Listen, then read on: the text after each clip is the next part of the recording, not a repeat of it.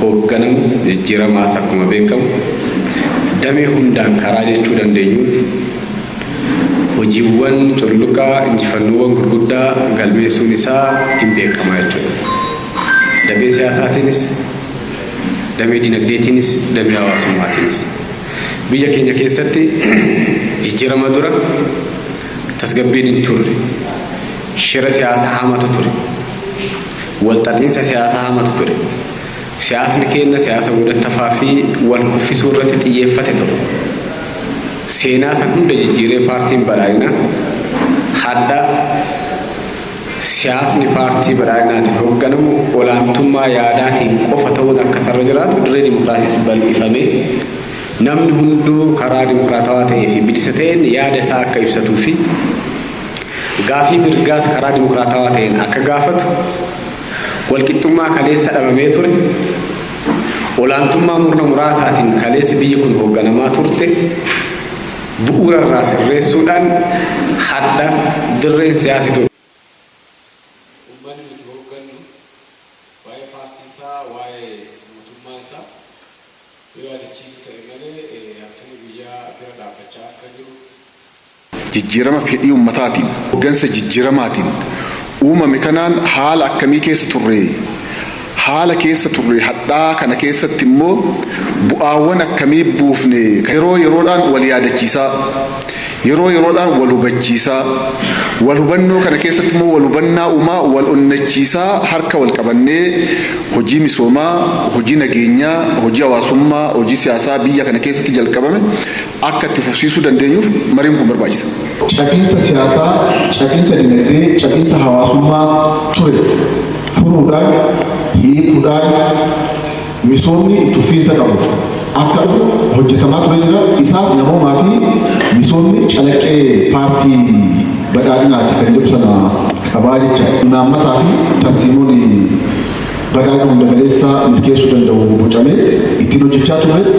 Hojii hojjetamee walqa'iinsa biyyaa mirkaneessuudhaan fayyadamummaa fi hirmaannaa uummata keenya kallattii adda addaatiin mirkanaatii dhufee jira. Paartiin rakkoolee duraan turan rakkoon sila kaasu sana hiikuu qofa osoo hin taane gaaffiiwwan yeroo baay'ee gangalatanii sabaaf sablammii wal nyaachisaa turan saba keessatti garaagarummaa uummatii turan paartii hiikatee jiru. Akka ta'e hubachuun baay'ee barbaachisaadha. Waaqayyo mootummaa cimaa jabaa nu kenneera. Bukka hiriirree hojjenne biyyi keenya hin jijjiiramti. Seenaan biyya kanaa ishiin beelaan waamamtu. Ishiin gadadummaadhaan waamamtu hin jijjiirama. Sirriitti jijjiirama kutataadha. Biyya kan bulchaa jiru Waaqayyo jedhe bira dhaabbanna hin deeggerra.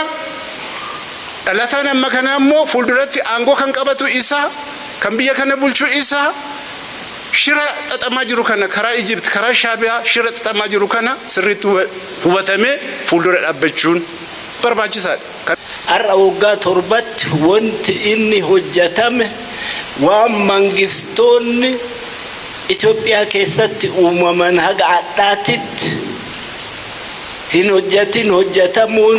Manni kunis immoo mootummaa kana garaa guutuu fudhateera jechuudha.